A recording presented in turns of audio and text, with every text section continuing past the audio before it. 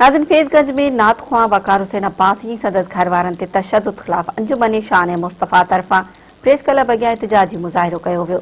उन हवाले सां ॾिसूं था अमर शहर जी रिपोर्ट।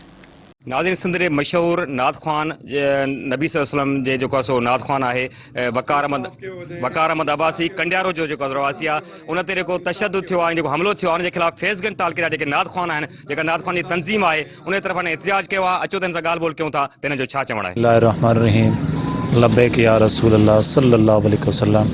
असांजी हीअ तंज़ीम नात ख़ाननि जी तंज़ीम आहे।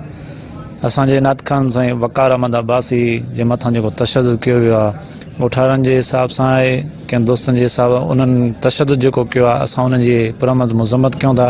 असां हीअ एहतिजाज रिकॉर्ड करायो आहे। असांजो चवणु इहा आहे त उनजी मदद कई वञे। असांजो नात ख़ान वकार अहमद सां अब्बासी सां इंसाफ़ कयो वञे। जेका बि नाजाइज़ी आहे उहा हल कई वञे, बंदि कई वञे।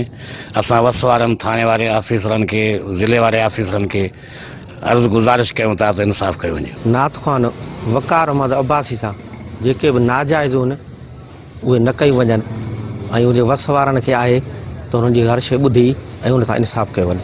अज़ीज़ दोस्त, असांजे नात ख़ान वकार अहमद अब्बासी सां जेको बि मामिलो आहे, कंडियारे वारे वस वारनि खे असांजी इहा अपील आहे त उहो पुरअमन तरीक़े सां हुनजो मसइलो हल कयो वञे ऐं हुनजे जेके बचनि खे यरगमाल आहिनि, उन जा रस्ता बंदि आहिनि, उहे खोलिया वञनि ऐं इंसाफ़ कयो वञे। बिस्मिल्लाहिर्रहमानिर्रहीम। जीअं त मशहूर नात ख़्वान वकार अहमद अब्बासी कंडियारे वारे खे हिते जेको आहे सो तशद्दुद थियो आहे, उन जे बारे में असां ही जेको आहे सो प्रेस कॉन्फ्रेंस कई आहे। हिन में जेको आहे सो असां वस वारनि खे अपील कयूं था त हिन सां यकदमि इंसाफ़ कयो वञे। नाज़रीन, तव्हां फैज़गंज तालके जे नात ख़्वान जी जेका तंज़ीम आहे उन तरफ़ां जेके हिते हिननि मुज़ाहिरो कयो, उन जूं तव्हां ॻाल्हियूं ॿुधियूं। अमर शहर, मेरान टीवी, फैज़गंज।